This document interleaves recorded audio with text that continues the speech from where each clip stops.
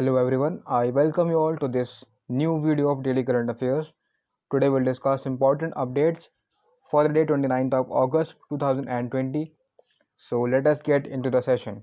We'll first start with the words of the day part, where I have covered 5 important words. The first word is solace. So it means comfort or consolation in a time of great distress or sadness. The Hindi meaning for this word is santwana. The synonyms are comfort and support. The antonyms are irritate and upset. So the sentence that can be formed here is she sought solace in her religion. Second word is restive. It refers of a person unable to remain still, silent or submissive, especially because of boredom or dissatisfaction. Hindi meaning for this word is ashant. The synonyms are fidgety and restless. The antonyms are biddable and peaceable. The sentence that can be formed here is the crowd had been waiting for hours and many were becoming restive. Third word is lambast. So it means criticize someone or something harshly. The Hindi meaning for this word is alochna karna. The synonyms are harangue and chastise. The antonyms are praise and acclaim. The sentence that can be formed here is they lambasted the report as a gross distortion of the truth. Fourth word is squander. So it means waste something, especially money or time, in a reckless and foolish manner. The Hindi meaning for this word is apavai karna. So the synonyms for this word are misspend and dissipate. The antonyms are manage and save. The sentence that can be formed here is $100 million of taxpayers' money has been squandered on administering the tax. Fifth and the last word is astound. It means shock or greatly surprise. The Hindi meaning for this word is chakit karna. The synonyms are astonish and divagate. The antonyms are expect and clarify. So synonyms are astonish, divagate. Antonyms are expect and clarify. So the sentence that can be formed here is her bluntness astounded him. That's all for the words of the day. Let us move to the questions of the day part. First question of the day is what is the size of the microscopic four-legged robots developed by US researchers that can be injected into blood to explore more about biological environments in a human body? Answer is option A, less than 0.1 millimeter. So these robots are too small to see with naked eye, and by shooting laser light into the solar cells fitted for the energy needs of the robot in their legs, the researchers were able to trigger the legs to move so that they were able to walk in the body. And microscopic robotics actually in nowadays are seen as having an array of potential uses, like in medicine. And then you can say US researchers also said that the new robots, these microscopic robots, actually offer the potential to explore biological environments, more exploration of biological environments in a human body. And this research was published in journal called Nature. Second question is recently a 5 judge bench of Supreme Court held that states can subclassify SCs and STs. SC stands for scheduled caste and ST stands for scheduled tribe in the central list. So who is the head of this 5 judge bench? Answer is option D, Justice Arun Mishra.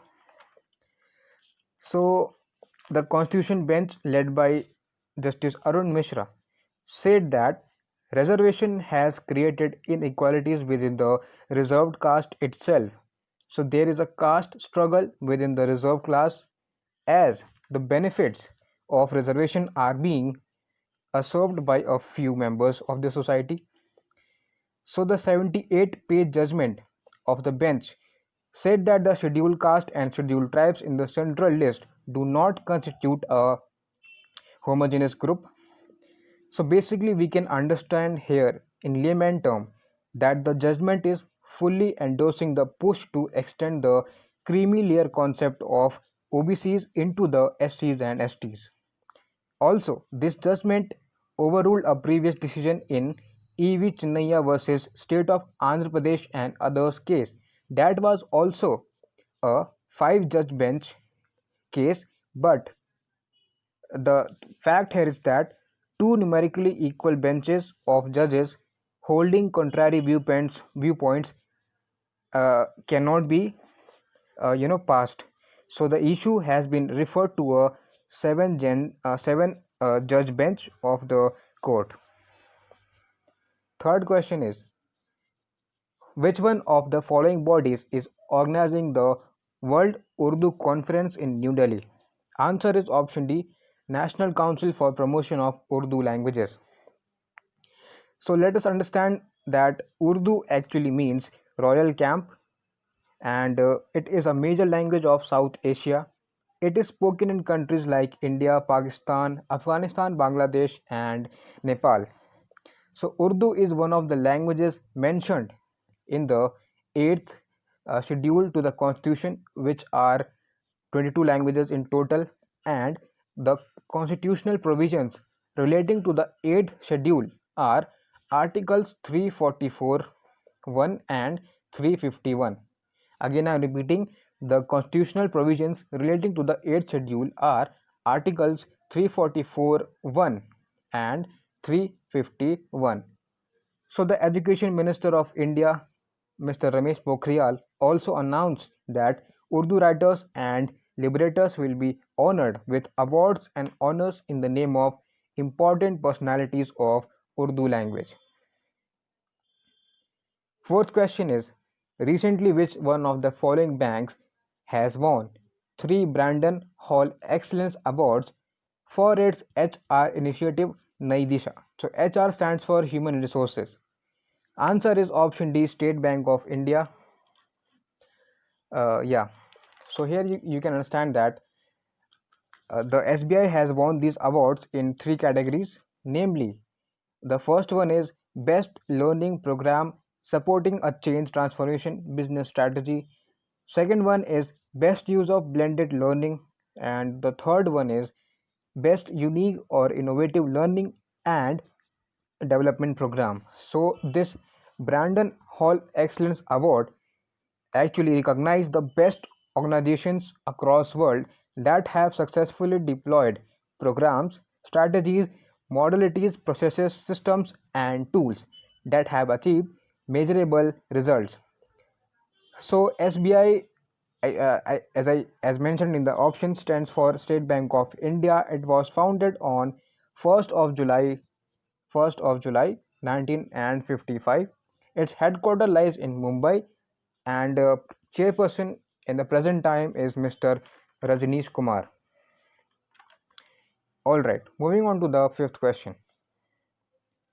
So recently, Hurricane Laura is in news in United States, and it comes under which one of the following storm categories on Saffir-Simpson hurricane wind scale?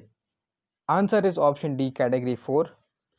So this category 4 storm has wind speeds between 130 to 156 meter per hour and can uproot trees and bring down power lines.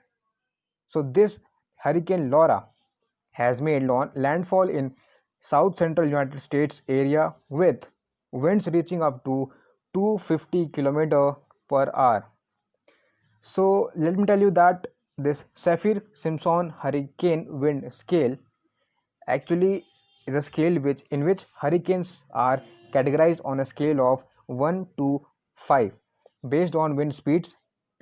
So basically, if you understand, a hurricane, you can say, is a type of storm called a tropical cyclone which forms over tropical or subtropical waters. Sixth question is, what is the name of bacteria used by researchers of World Mosquito Program to control dengue in Yogyakarta city of Indonesia? Answer is option D, Wolbachia. So this World Mosquito Program is an Australia-based non not-for-profit initiative that exists to protect the global community from mosquito-borne diseases. So dengue is a mosquito-borne tropical disease caused by dengue virus. You can say the genus is Flavivirus, transmitted by several species of mosquito within the genus Aedes, principally Aedes aegypti. So Wolbachia are actually natural bacteria present in up to 60% of insects species, including some mosquitoes also. So the benefit of this concept used by the researchers is that the Aedes aegypti mosquito that spreads dengue and other diseases such as chikungunya, Zika and yellow fever cannot do so when they are artificially infected with a bacterium known as Wolbachia. Moving on to the seventh question. Which one among the following launched the India component of the Nationally Determined Contributions (NDC) Transport Initiative for Asia (TIA)? Answer is option B, Niti Aayog. So NDC TIA is a regional initiative that aims to promote a comprehensive approach to decarbonize transport in three countries: India, Vietnam and China. So basically this program has a duration of 4 years and it is a joint program supported by the International Climate Initiative, you can say ICI, of the German Ministry for the Environment, Nature Conservation and Nuclear Safety, also called as BMU. So the basic thing to understand here is that in each of the partner countries, the NDCTIA supports in making their sectoral contributions to the achievement of NDCs of the Paris Agreement. NDC stands for Nationally Determined Contributions. Eighth question is, recently Great Andamanis people are in news. So they are one of the particularly vulnerable tribal groups, PVTGs, in the Andaman archipelago. So what is the name of PVTGs residing there? Answer is option B, 5. So recently they are in news because the report of COVID-19 cases among the members of Great Andamanis tribe has been in surface, and it is a matter of concern as the total population of the tribe is very low. The other four particularly vulnerable tribal groups are Jarvas, Ongays, Shompenes and North Sentinelese, and the fifth one is this Great Andamanis. So among these five PVTGs, Shompen is the only PVTG in the region with Mongoloid features and others have Negroid features.